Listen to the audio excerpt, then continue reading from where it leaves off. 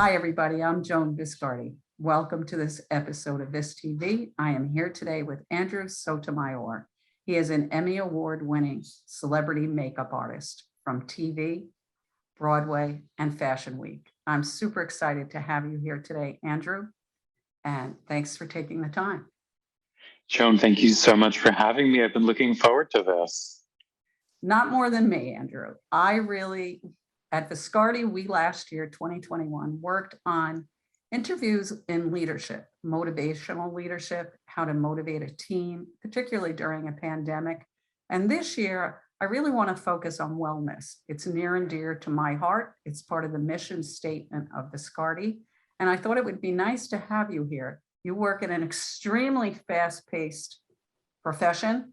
You work with multiple personalities. You are truly the definition of someone, the boots on the ground.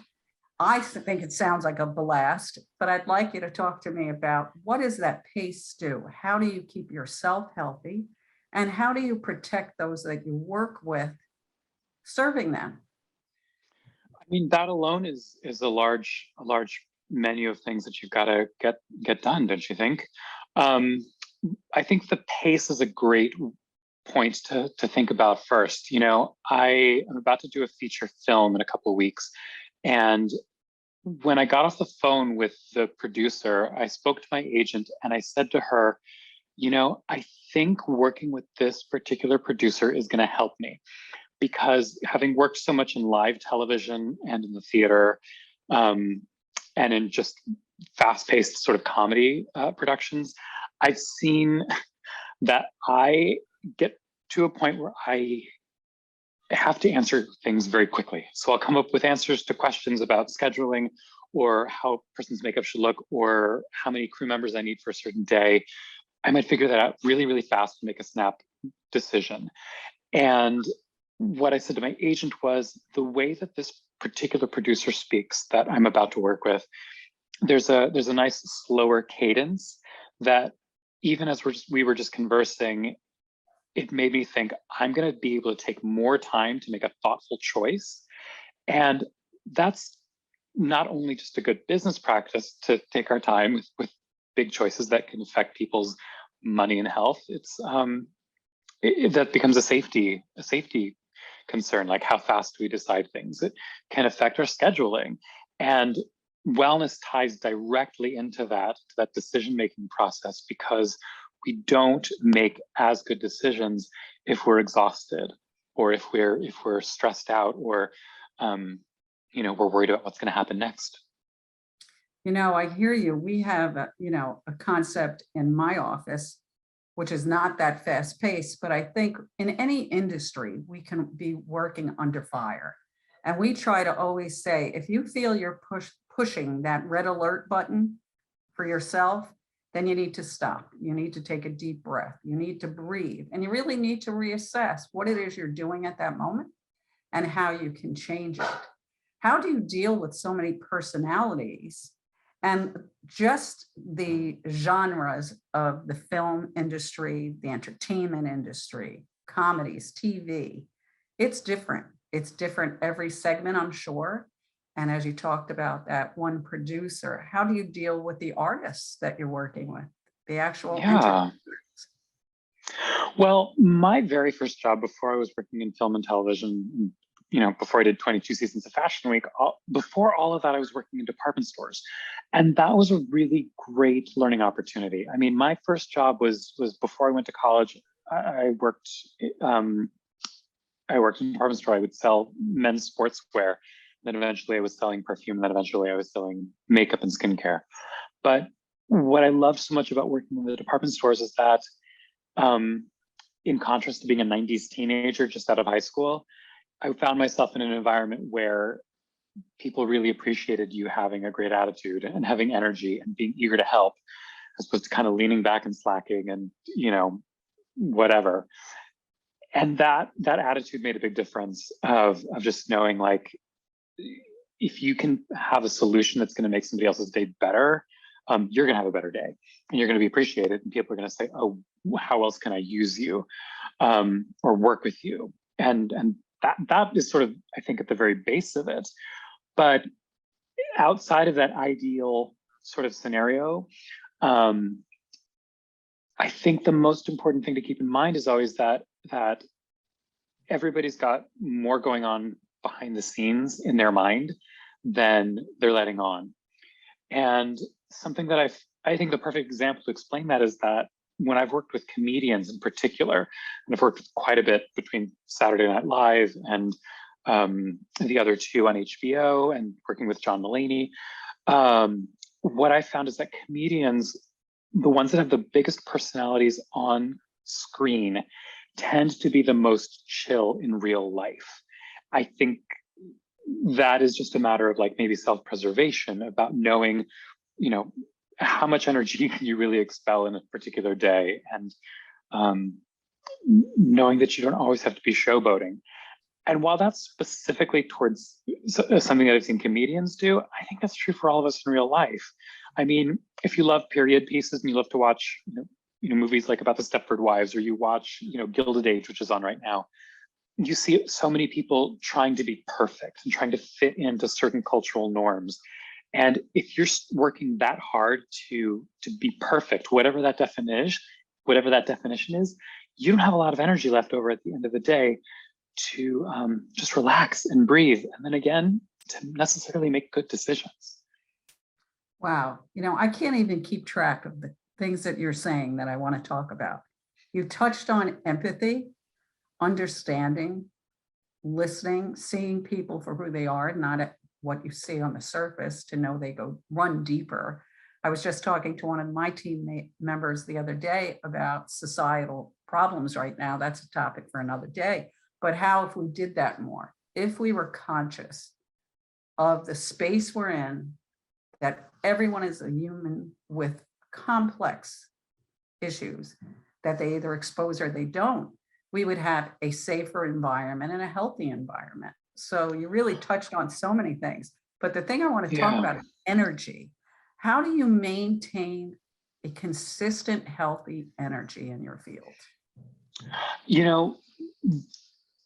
We recently, within IATSE, which is IATSE International is the International Alliance of Theatrical Stage Employees.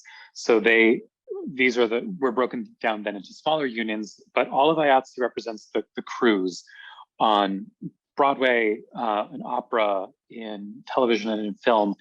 And we recently had a major discussion about this, because it's sort of standard in television and film that you will work 60 hours on a scripted show or a scripted film. And that's a lot of work. That's a full-time job and a half-time job, a part-time job. And that's a bit of a marathon. And that's, again, why being in a union is so important, because I can't imagine trying to work that many hours on a film set with heavy equipment, with millions and millions of volts of electricity, sometimes with dangerous weather situations, things that you could potentially trip on if you didn't keep your eyes open. That's where unions are so important, because that physical safety first comes to mind. And as you asked about wellness, if you don't have your physical safety in place, or you don't have, if you're constantly looking out for your physical safety, as we all have been within the past 2 years of this pandemic, that drains your energy a lot faster. The more time somebody spends being afraid, the more exhausting anything is. We've all been able to relate to moments where, if you're with a group of friends, time just seems to fly by, even if it's 3 hours or a week's vacation. But if you're stuck with people that you don't enjoy working with, or there's a bully or a boss who's not professional with you, then Right. You see the days just drudge on. So the first thing I think is, in terms of maintaining an energy level when you're working such a demanding schedule, the thing is to obviously eat right, to sleep as best as you can, but also to make conscious decisions as much as possible about who you're going to choose to work with or not work with. Because at the end of the day, somebody who doesn't respect their employees and give them the basic human dignities and the respect and all of that, not only are they making an unpleasant environment for you, they're also making potentially a physically dangerous and mentally dangerous environment. Yeah, I think that's, really, really important. And it's not something that I think about often. I think in this situation, I think about it. I think when I worked as a floor nurse in intensive care, I definitely thought about that.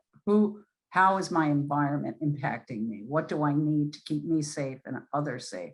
So that I really appreciate that. How do you keep yourself? Are there any tips you would give others on how to keep yourself physically and mentally safe in any work environment? What is it that you do to maintain that you get your proper sleep, that you eat right, that you do all the things that now you've had this safe environment to work in, that you're taking care of yourself without falling short? Well, for myself, nowadays, I tend to work more as the department head or as a celebrity request for certain projects. But in general, it's making sure that I'm in communication with my team, or if I'm on someone else's team, again, the communication, like giving people a heads up on scheduling as much as possible. Having really clear understanding with my team, or with, if I'm working for somebody else, what the expectations are, so that we can be prepared as best as possible, so that I'm not carrying excess luggage with me that I don't need.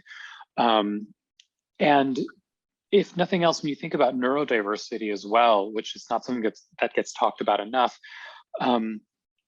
certain people can focus better in certain types of environments. Obviously, a safer environment allows you to mentally focus. But in terms of when you have a lot of stuff on your plate, it's really important for you as a leader or for someone on your team to know what are really the priorities. Because whether it's working in an office like your colleagues or working on a set like mine, there's so much to do in a particular day, and being able to prioritize and pick and choose what to start on first, that's an incredible life skill. And some of that can be taught, but some of that is inherent. And some people are just naturally going to be better at it than others. But I think a good leader is going to recognize that. I can give an example for myself where when we were doing West Side Story on Broadway, I designed the makeup and the tattoos for that. And then I hired a makeup artist to then come in and lead the makeup room and be there every night.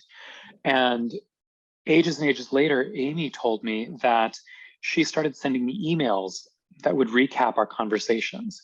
And I thought she was just doing it so we had a written record or so that we had notes for later. But what Amy told me is that she had noticed a couple times we would talk about something, we would make a plan, and then a couple days would go by and I would ask about something, or why were we doing something a particular way, or why did someone's look change in a certain way? And she would say, I emailed you about it. And I'm like, oh, okay, well, let me check.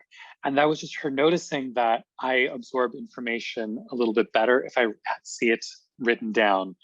Maybe as a makeup artist, being a visual person, that makes sense. But that's not just a good way to be considerate as a teammate, it's also a good business practice. I mean, I can't imagine how many times out in the world people have meetings and discussions where they make a plan, but then there's no paper trail, or somebody didn't take notes. And so then we end up repeating ourselves or making mistakes that we thought were looked after already. That's a big part of keeping energy up. That's a big part of mental health. But another big part of mental health when it comes to working in television, film, and theater, and fashion, and anything related to makeup, again, it comes to just understanding what kind of people I can work well with. There's a friend of mine who there's two friends of mine. We've sort of realized we're great when we're at the same level. We're not as good when one of us is in a position of authority. Histories, personalities, we communicate in a way that it rubs the other person the wrong way. We can say things to us as nicely and professionally as we want to, but I've got other people on my teams who, if I give a note to Michael, he can say, hey, we're gonna do this, this, and this, and da da da. And he's like, great, got it. And there's a shorthand that's present. But that comes with trust. And that trust doesn't get established until someone really knows that you respect them, you appreciate them, and that you've brought them onto a job because their particular skill set is one that you need and that you depend on. Once somebody knows all of that, now again, you're creating a better mental health environment, but you're also just streamlining the ability to work together. Wow. Appreciate it, appreciate it. What I'm hearing is a combination of everything I discussed last year with my guest, which was on leadership. What does leadership mean? And what I'm finding now, it's interesting in the conversation on wellness, they're very interchangeable. You talk about communication, trust, and that both right there, motivation, really feeling secure in your surroundings, both really tie in together in being successful, healthy, and well. And I didn't think that would come out of this conversation, but you really touched upon so many things that you have to come into the situation, one, trusting yourself, trusting others. It has to be a safe environment. You want to be able to communicate to the best of your ability and have anyone you're working with communicate back. And that then can keep your energy at a good level and your trust at a good level. People don't do their best work when they're burnt out, exhausted, afraid, or underappreciated. Good health is good business. And obviously, you know, you working in the insurance industry and working with nurses and all of this, that is certainly no surprise to you. But I say it again, good health is good business, because so many things can happen more quickly, can happen efficiently.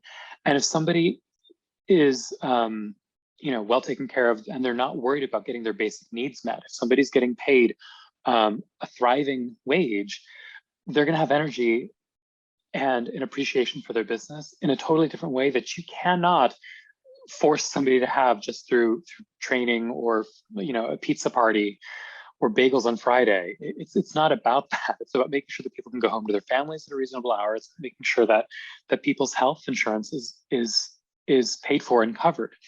In my case, being again a union worker, my union in particular, hair and makeup, IATSE 798, did a really good job preparing for the events of COVID-19, in that I had health coverage I've had health coverage the entire past 2 years of the pandemic, even after 2 of my TV shows and 2 of my Broadway shows that I designed all closed within a matter of 2 hours.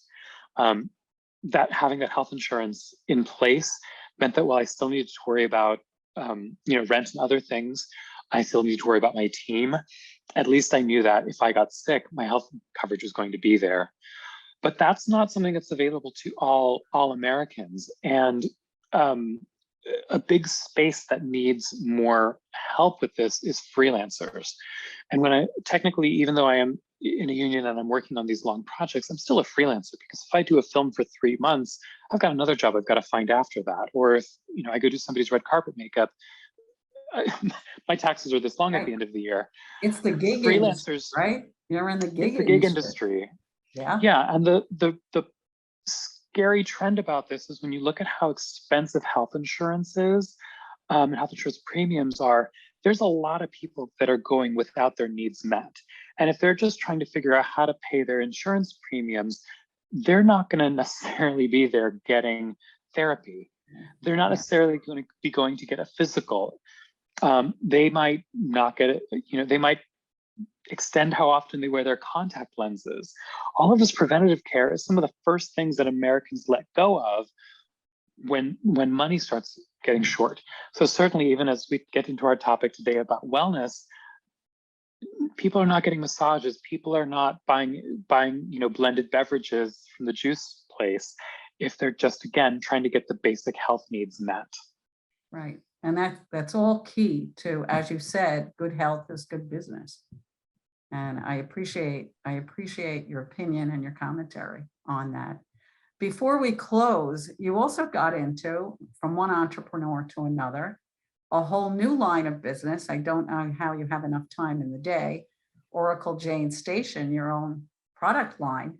Not to discuss the product, but feel free. I really want to discuss, how do you fit those two worlds together? How do you manage your time? How do you manage now? Not only are you in a service industry, you're in a retail industry. Put those two together. How do you maintain your wellness? Well, Oracle Jane Station is my luxury line of handmade from scratch bath body products and fragrance. And yeah, it's definitely a lot to manage it, but I think being a gig worker, the ability to change directions sort of temporarily is a big help. There's sort of an idea that you can have whatever you want in life, you just can't necessarily have it all at the exact same moment. Bearing that in mind is great, or you might focus on one thing for a little more and then focus on something else a little bit after that.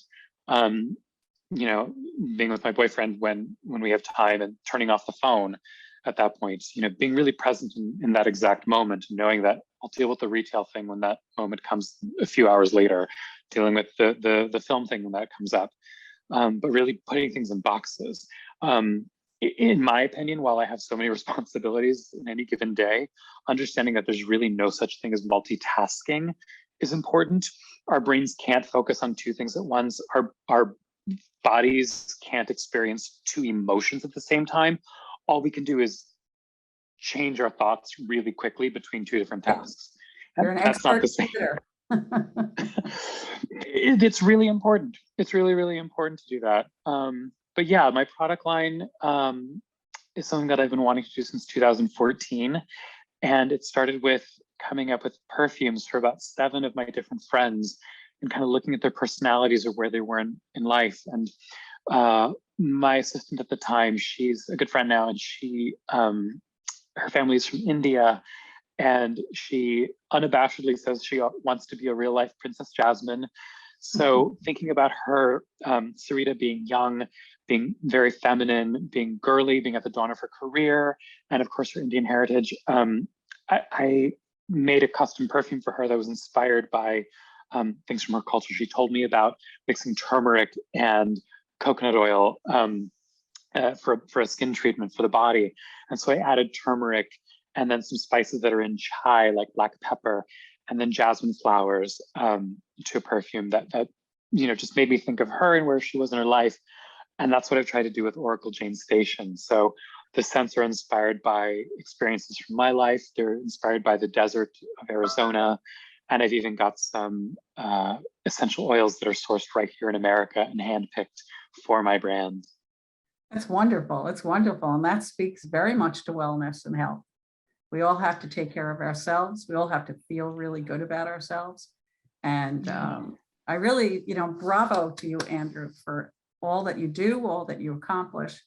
And very much, I thank you for your words today. They mean a lot to me, and I think they're going to mean a lot to listeners. So I appreciate it. Good. I'm so glad. Thank you for having me. I was thrilled to get your email. Pleasure.